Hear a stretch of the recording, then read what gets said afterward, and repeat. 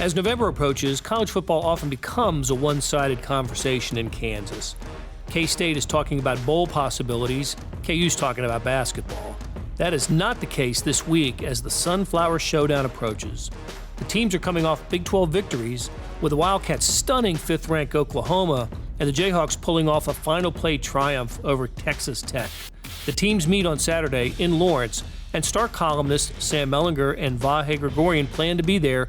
But today, Tuesday, October 29th, they're here with me in the studio to talk about the matchup, the programs, the coaches, and the future on SportsBeat KC, presented by Big O Tires. I'm your host, Blair Kerkhoff. We couldn't let a discussion of college football pass without weighing in on the Missouri Tigers, so we'll do that as well. But first, a Sunflower Showdown worth talking about. Sam Mellinger and Vahe Gregorian are in the studio, and I know where you guys are going Saturday. I don't know if you guys have ever covered a Kansas State game together. I'm sure we haven't. In football, right? There may be a basketball game or two. Yeah. And I don't, you guys, you've probably been digging through this a little bit, Blair, already. I haven't yet. But this makes us all think about last times, right, in terms of anything that would be this notable with these two. I seem to remember a time in the late 80s, early 90s, right when K-State was making a little turn, that I think one of our predecessors here, Gib Twyman, was writing a column about the traffic backup on. Wow, good memory. On K7 or something. Led his column with that. That's really good. Yeah, I just remember that. Early 90s. Back then, it made an impression. It was the programs, both programs had started their turnaround under Glenn Mason and Bill Snyder. And what struck Gib Twyman, the late Gib Twyman, was where he picked up the traffic coming over from Kansas City, and it was sooner than it had ever been for him going over to a Kansas State game in Lawrence. And I remember he also included in that column the hill, back when fans could sit on the hill at KU football games, and how the hill was packed, and that was sort of a moment, a pivotal game in the K-State football rivalry, because they were both on the upswing. So the question is now, is that true today? Are both of these programs on the upswing? They certainly are they're feeling good about themselves this week. In the moment, in the micro, there's no question they're on the upswing, right? I had a couple people send messages, either email or Twitter and stuff, about, is that the best win in school history for K-State? I'm thinking, no, it's not. I don't think it's even that close, but it's one of the best wins in the last 10 years. Certainly one of the best 5 wins, maybe one of the best 2 or 3. But I mean, K-State that's a program with a profile high enough that, they've been in the national championship picture late in seasons before, 2012 being the most recent. But that was a hell of a win, and not just because they beat Oklahoma's 5, right? Yep. Not just because they beat the 5th-ranked team in the nation, but that was not a fluke. A lot of times there's an upset and there's a string of kind of coincidences that go the lesser team's way. But if you didn't know, if the uniforms were blank and there was no number 5 next to Oklahoma, you would have thought K-State was just flat out the better team and maybe should have won by more, that it was just this desperate comeback at the end for Oklahoma. And so I think that they are. I think all of us were pretty positive on Chris Kleiman initially, which was an unpopular take in Manhattan in some circles. But I feel more confident about them being, sort of at that level of, 6 to 9 wins a year, and every once in a while you get, a pretty good run and you make a run for conference championship, stuff like that. I don't know as much about Kansas. That was a heck of a win.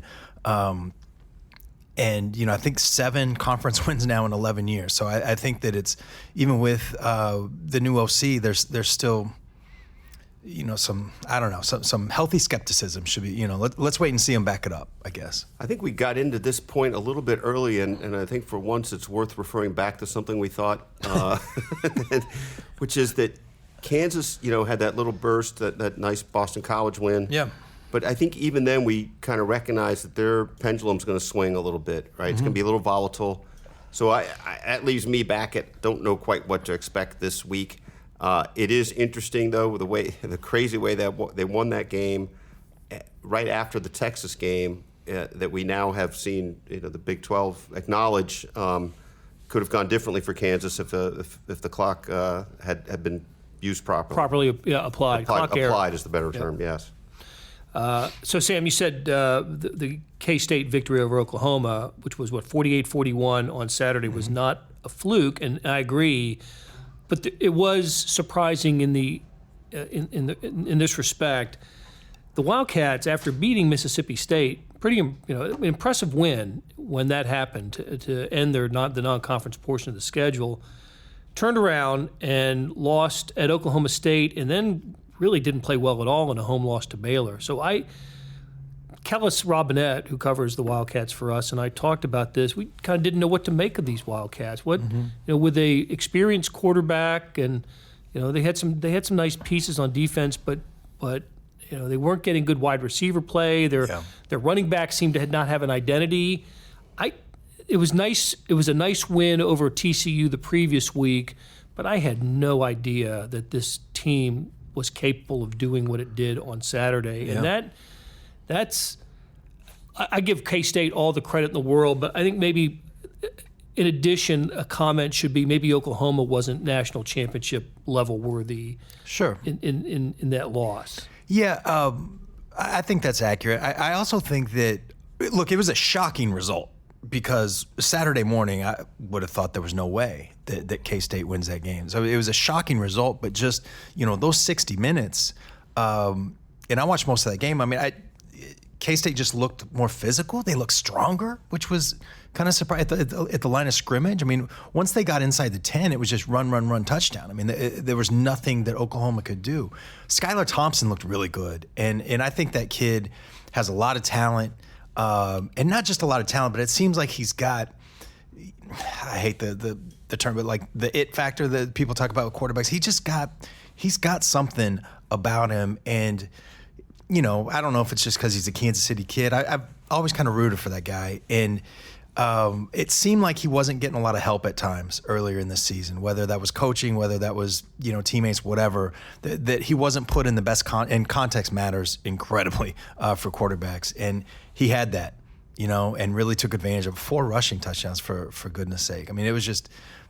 That was a hell of an impressive. I mean, just the kind of, for a first-year coach, the kind of win that, you pin it up and you talk about that on the recruiting trail. It helps with boosters. It helps with fan confidence. I mean, it's just a really enormous moment for them. It reminds me, and I really don't bring this up to pick on Bill Snyder, but it reminds me that there was a disconnect with Snyder and Skylar Thompson, and I think we can say that Skylar Thompson was likely to leave if Bill Snyder had stayed. I'd have to look that back up. We do know that Skylar Thompson has talked about how much better he feels about the his situation. Yeah, that's a more disciplined way to put it, and probably more accurate. But bottom line is, it's sort of a little microcosm of what impact Chris Kleiman's had on the program, and kind of the energy he's brought, and maybe just the clear vision. You come into something with not a blank slate, but an open mind, and I think that can be part of rejuvenation too. I don't remember the last time Kansas State had a win quite like this. You went back to 2012 when they were undefeated, like 10-0, and beating Oklahoma along the way. And Oklahoma, I think, was a top 10 program. And in Norman. That year. So that might have been the last win like this. I think we're right about that. And I don't know if it really. It's probably one of those things that you're better off going with your sense of by feel than by any rote numbers. But I guess it was 2006. Last time was a top 5 team, right? Beating Texas at home. Right. In Manhattan. Go ahead, Sam. Well, I have this right in front of me, so let me just the top 15 wins in the last 10 years before Saturday. At number 6, Oklahoma in 2012. At number 11, Oklahoma in 2014. Texas Tech at home in 2012. Baylor at home in 2011. In the last 10 years, those are the top 15 wins. So, which speaks to my point that Bill Snyder had a great run. Both of them, right? The Bill Snyder 1 and Bill Snyder 2 were great runs. But there wasn't a moment like in the second go around. There wasn't a moment like Saturday. And I don't want to suggest that he was now incapable of winning a game like that. Right. But he didn't win a game like that. Not quite like this. Not the students rush the field celebration type of victory over a top 5 opponent. And there were opportunities to, they played teams that were in the top 5, top 10. It didn't happen. So that's what makes the outcome so remarkable to me is Kansas State did this not with a 10-0 team that's playing for the college football playoff spot or back in the day a BCS spot. They did this in a season in which they've already lost at home to Baylor, at Oklahoma State. Baylor looks really good. We don't jury's still out on Baylor. Baylor could be an undefeated team at the end of the year, but that's. I don't know. I think that really hats off to Chris Kleiman and the job he's done. And he saw some problems, a couple of weeks ago, and he got them fixed. He fixed the problems, and they turned around and beat a really good Oklahoma team. You reminded me of something I think it brings all this together a little bit. It's a statistic I wouldn't have known if Kellis Robinette, our K-State writer, hadn't brought it up. But so they scored 48 points in that game. They scored a total of 49 in their 3 previous Big 12 games. So there was an adjustment at some point. And I think even if they hadn't won this game, I think we might feel like we learned something a little bit about K-State, right? Even if they played really well and lost, because I thought that was the ceiling on this game. They might play well and lose, but I think you see something here about.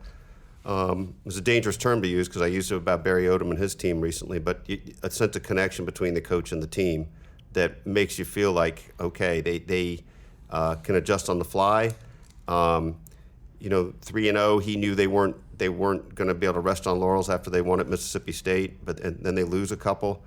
I bring all this up to say it'll be really interesting test of that to see how dialed in and prepared to play they are this week. They ought to be quite dialed in for many reasons, but we haven't seen that yet out of them, right? Can they sustain a little streak too? Well, we're going to talk about KU's big adjustment here in a moment, but I wanted to, before we kind of wrap up the K-State part of this conversation, we've all covered sports long enough to appreciate the scene at the end of maybe the celebration when Gene Taylor, the Kansas State athletic director, gave Kleiman a big hug after the game, and they both felt great about the victory, and it was sort of a very much in the moment feeling. But I think for Gene Taylor, a moment like that is also a little bit of vindication too. That totally. He made the right move. You've talked about that as we opened up, Sam. That there was it wasn't the hire wasn't 100% approval rating, right? Right. There were some skeptics out there. Yeah, and I mean, just superficially, and that's all any criticism or praise of a hire is, right? It's almost all just superficial. You can see where that was coming from. It looks not like a lazy hire, but like just the expected, the easy, the familiar, I guess, for Gene Taylor. Just obviously with their history together. I also think there was an element of, college football is all about image, right? College sports are all about image, and hiring a coach from a lower level, it's not the hot OC at a Power 5, power. You're not getting the OC from, Alabama or whatever. And there's a certain image part of that, but the substance of it. And look, like I'm going to be wrong many more times, but like it just there seemed to be a substance about Chris Kleiman and the way he operated and the way that people talk about him, the way that he ran that program. I know he didn't build it up necessarily, but he was part of that. So it's good to see people have success in those situations, And then look, like he's 8 games into it now. The book has not been written. Ron Prince won some games. But it seems like it just seems like there is some substance behind this. And I mean, time will tell, but it's just, there's some stuff to believe in there. You know, one of the other aspects of that, I'm not sure we can separate how much the unpopularity or blowback, whatever you want to call it, of the response then was about the choice itself, and how much was Bill Snyder loyalists that felt like, you know, Bill was put out to pasture maybe before he wanted to, seemed to be before he wanted to necessarily. So hard to separate that, and I bring that up to circle back to Gene Taylor, because one way or another he had a lot to navigate, orchestrate, and get right here. And as you noted, Sam, the book is hardly written, the chapter's barely written, not even written. But you got to like what this has played out to be so far. And I'll remind you that in his first season, Ron Prince had a big win at Texas. Yep. Remember that? Yep. He was 3-0 also, right? Yeah. But I remember him like Jordy Nelson had a long touchdown. I can't remember if it was a reception or a return, and there's Ron Prince high-stepping down the sideline next to Jordy Nelson all the way, and that one didn't work out. I think this one will. I don't know if I thought at the time Ron Prince wasn't going to work out, but in hindsight, one of the worst hires ever. Yeah. And administratively, just a rotten job with that too. With, contracts and everything else. It just, look like I don't know if Chris Kleiman is the guy to take K-State to the brink of a national championship or even to a national championship. That's a big ask for anybody at a program that's not, Alabama, Oklahoma, Texas, a small handful. But it just sure seems like there's a little bit of certainty, or just a solid foundation, I guess is the best way to put it. I was thinking when he was hired, and as the season was, after he was hired and go through in the media days and all that, and then the season unfolds, my thought was, okay, this guy has only coached in games where he was always the superior team. Mm-hmm. Yeah. And what's going to happen when he lines up against someone that is not superior to him? That's a great point. And the early returns were, hey, Mississippi State, look, he schemed and figured out a way to beat a team on the road. And then Oklahoma and Oklahoma State and Baylor beat him. Maybe not so much. But to do what he did to have a game plan in which he had an 18-point lead on Oklahoma, had to hang on for dear life, but up 18 against Oklahoma, pretty darn impressive. Yep. All right. Hey, we're going to take a break. And when we come back, Sam and Vahe and I will talk about the other side, the home side of the Sunflower Showdown on Saturday. When it comes to saving you money on tires, nobody does it better than Big O Tires. Like saving you up to $120 on select sets of Goodyear, Yokohama, Pirelli, and Continental tires now through November 3rd. That's $70 off instantly, plus up to $50 back by mail-in rebate when you purchase using your Big O Tires card. Hurry into Big O Tires and see how much you can save. Big O Tires, the team you trust. For the location nearest you, go to bigotires.com. Hey, it's Blair. Hey, we have a special subscription offer for SportsBeat KC listeners, unlimited digital access to the Kansas City Star's award-winning sports coverage. Sign up now for 1 year of Sports Pass for access to all the sports news, features, and columns we have to offer. And it's only $30. That's a 40% savings off our regular rate. For your convenience, your subscription will automatically renew after the initial term at $50 unless you tell us to cancel. A lot of subscription services won't tell you that. They'll just sneak it on there. We just told you. Your subscription helps support the sports coverage of kansascity.com and the Kansas City Star.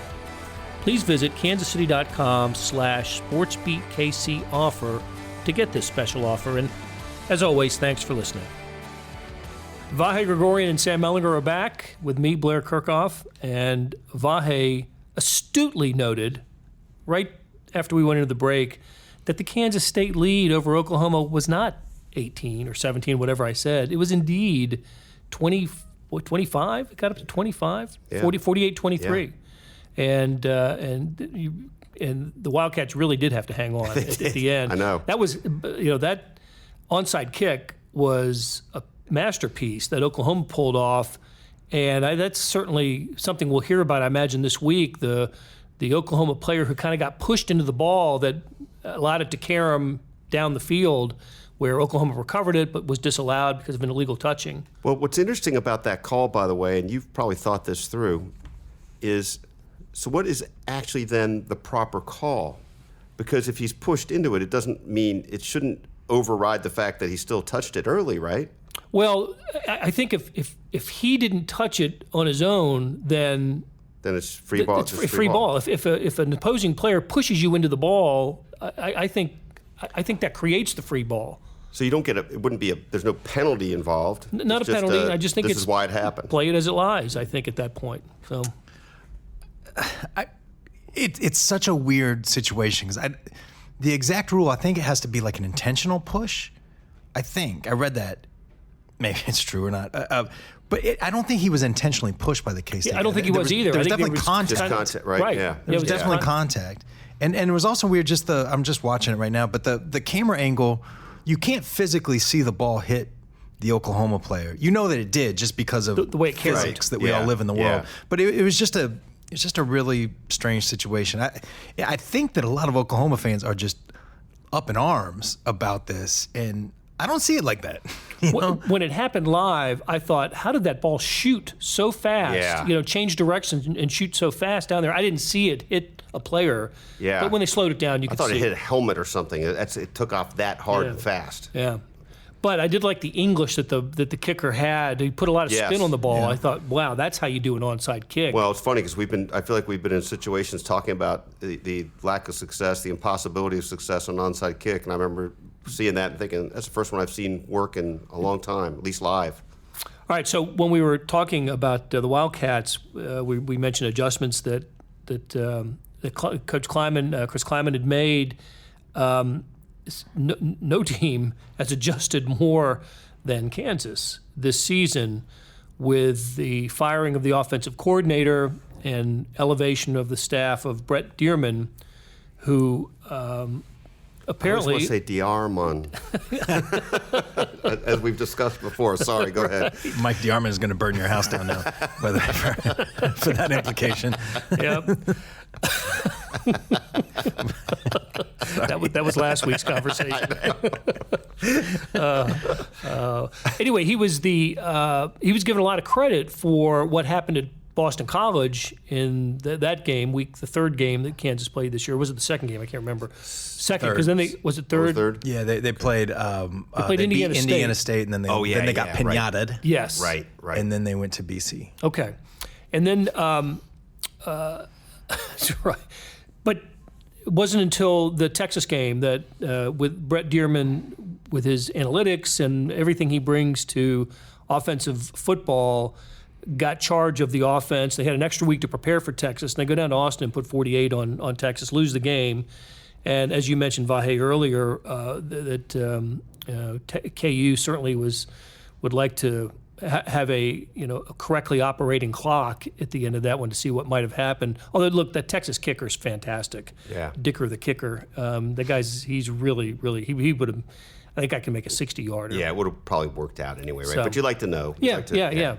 But anyway, look, we were talking earlier today about when the last time KU and K-State met coming off of victories. And you think, man, it's got to be forever. It really was only just 3 years ago. In 2016, Kansas beat Texas, and then that was in the second to last game of the season. At the end of the season, playing K-State, and K-State was coming off a win too. So it hasn't been that long.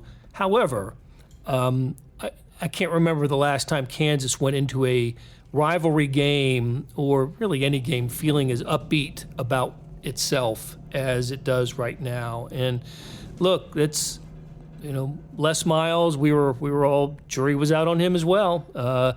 Splash hire, he was out of work. Certainly had the relationship with Jeff Long, and I kind of think that Jeff Long got the job at KU because he had Les Miles perhaps kind of lined up. Although the ESPN show, what is it, I don't know what they call it. Less is more? Less is more. Or miles to go. Miles to go. Sorry. Either one. I got my Les Miles cliches mixed up there. I think if you Googled either one, it would pop up on ESPN now. So what do we think about what Les Miles is doing? And sometimes I think these games have been kind of scripted for ESPN. Just to, that K-State, Texas Tech, or KU, Texas Tech game could have ended in sort of a normal overtime fashion, but no. For dramatic purposes, it had to end the way that it did, which was just wild. I've really never seen that before, and I feel like it's kind of amazing after all these years you can still have some kind of just quirky thing that's quirkier than that you've something never seen. Yeah, just nuts. I thought that that the change of coordinator reeked of early panic to me, and clearly that's not what happened. I mean, that's really my only point on this right now. Like, as I think about Les Miles, I still don't know what to make of him, and it's because of things like that. Like, my first instinct is like, okay, he's still really trying to get his hand on the pulse here, and he's firing the coordinator already, and he's right. So that's just my latest impression, and certainly you'd say the trajectory is up, especially in the near term, and I think we can just focus on the near term. This game, that's good enough. I remember watching the opener when they beat Indiana State, and it was a last-minute touchdown drive, right? The Indiana State looked like the momentum. Kansas had dominated early. Momentum had switched. Indiana State had taken a lead late, or it was tied. But either way, it looked like Indiana State was going to prevail in that game. And then Carter Stanley led a drive at the end of the game and took him right down the field. I think it was to Parchment, was the touchdown pass at the end, and that was different. It's Kansas loses that game in previous years under previous coaches. But they win that. They end up winning that game, and that was good. But my other impression from that game was, I didn't know Kansas had a receiver as good as Andrew Parchment or Dylan Charlotte. And the other night against Texas Tech, the Robinson, Stephon Robinson, I think his first name is pronounced that way. Those are Big 12 players they have at that position. Haven't always had Big 12 players in a position group. Look, they have deficits in other places, but with this new offensive coordinator and the wide receiver group that he has, in addition to Puka Williams and some other skill position players, they're making Carter Stanley look pretty good, and this offensive coordinator. Yeah, the early on part of my skepticism was that it looked like that's all they had at times, was just those receivers. And I guess I'm thinking of the Indiana State game. Puka Williams was suspended for that game. But look at Kansas had a clear advantage with their receivers against Indiana State's defensive backs. But everywhere else, those teams looked the same, or even, maybe Indiana State was stronger in a couple areas. And maybe that's, and then they follow that up, Coastal Carolina goes pinata on them. And maybe that's part of, as a wise man might put it, the secret sauce of the Dearman promotion. A white bearded man. Yep. Is that, here comes the OC who's able to better take advantage of that. And Kansas is in a really interesting spot right now because there is legitimate reason to be whatever's like a half a step below wildly optimistic, because this mini resurgence has come just with the OC change. And if that's real, you have reason to believe that it will continue. Now, look, it's only 2 games. There's going to be an adjustment to the adjustment, kind of phase. Again, like Blair, you just said, like there's still some deficits in some other spots, the budgets and recruiting and, everything else. But they're in a hell of an interesting spot to be playing the team. My stance has always been, I still believe this, that there's not enough room in the state of Kansas. There's not enough money. There's not enough recruits to sustain simultaneous successful programs right now. I will take the under on that. And this is sort of the rabbit that KU is chasing is the other, the in-state program. I'm interested in the topic of, does it have enough resources, population, to sustain 2 Power 5 programs? And I've often I compared it to other states in similar population sizes.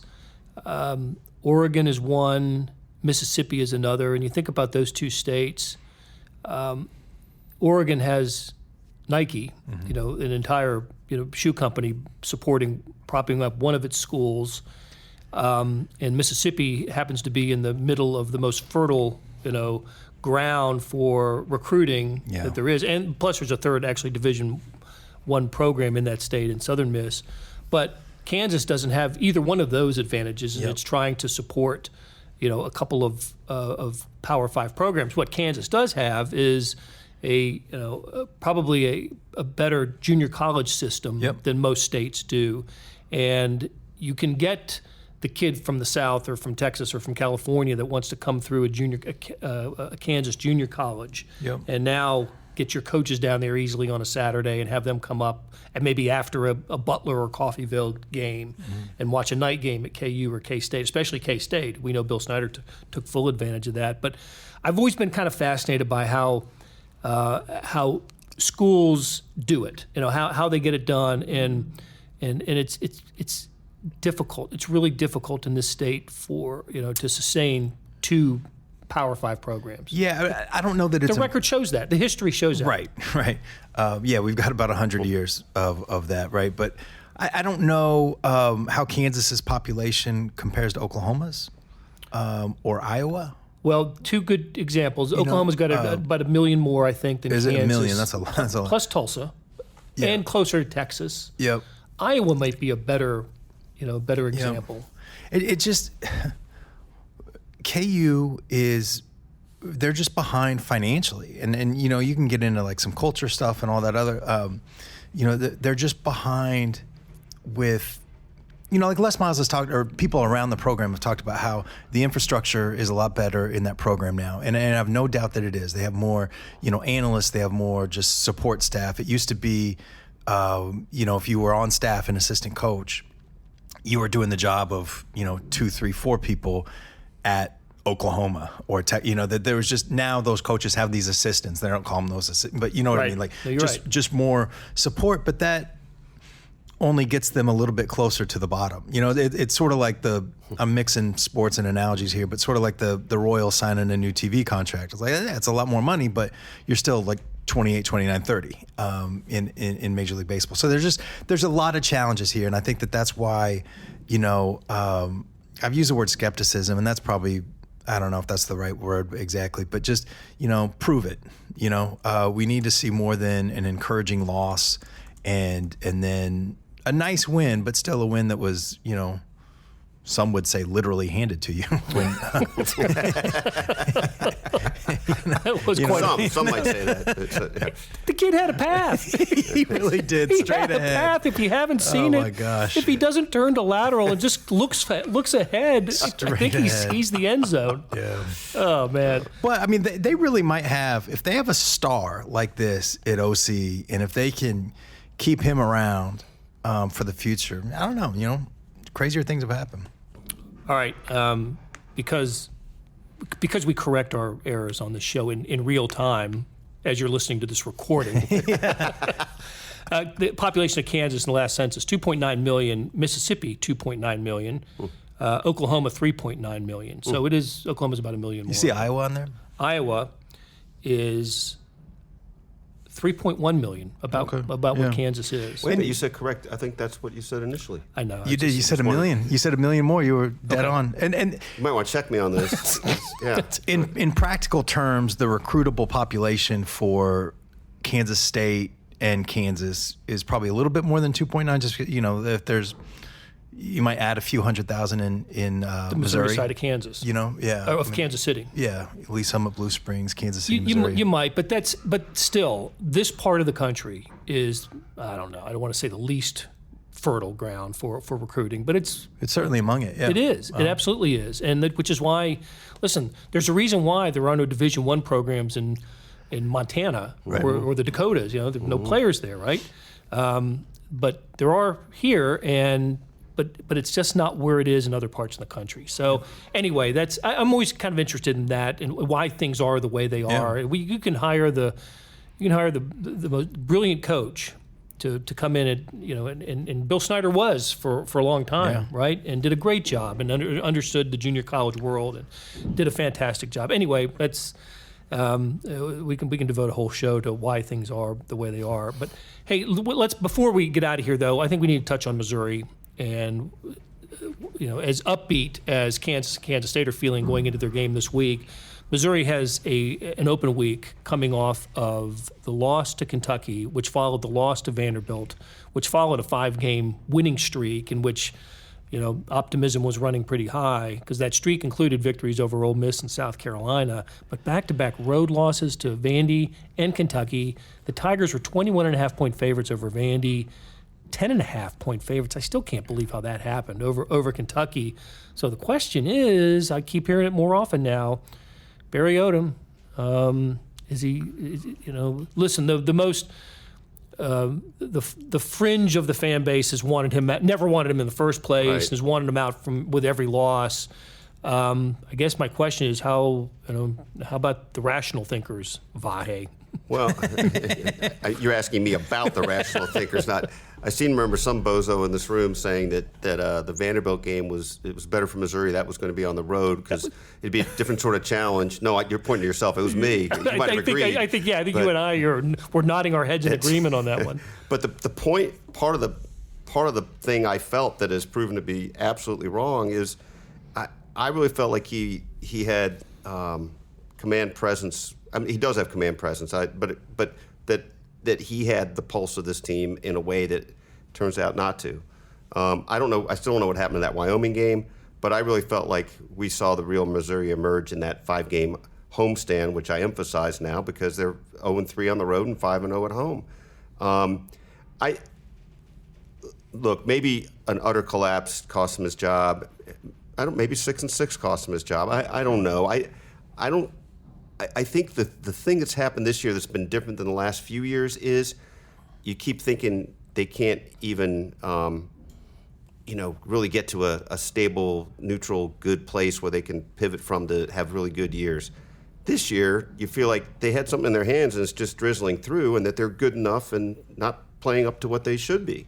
I think this is the first time we've felt like that, or people have generally felt like that, like they should be way better than this. I mean, we always just assume people should be better, but I mean, there's basis for it. So I don't get it. I don't quite think the job's in jeopardy. Look, Tennessee's getting better. They've still got them on the schedule. Florida at Georgia's the next game. Mm-hmm. They could have a 4 or 5 game losing streak here pretty quickly. And then we're having a completely different conversation. We are. In a month or so. But I'll tell you what, I am longing for the Drew Lock days. That was they were competitive. They weren't losing as double-digit favorites when Drew Lock was quarterback. Well, and just one last thing. Watching that game the other night, just throwing the ball over and over in the driving rain and watching like 4 straight receivers just swat the ball down, basically, unable to catch it. At some point, you have to decide, well, this isn't working, and you got to be able to run with that. Meanwhile, Kentucky's just only going to run, and runs right through them with the quarterback, and so the wide receiver who became quarterback. So I don't know. That was really discouraging to watch, and certainly Kelly Bryant looked, even before he aggravated the hamstring or hurt it, he just looked like not the guy we thought he was. Right. All right, you guys. Sam Mellinger, Vahe, Gregorian. Have fun in Lawrence, where the Wildcats are a 6.5-point favorites. I think they cover. What do you guys think, real quick? Now that I've put 3 seconds of thought into this number, that's right. I'll probably go with the Cats. That would be my gut. Yeah. Boy, they look so good. So good on Saturday. So, all right, guys. Thanks a lot. Thanks, Blair.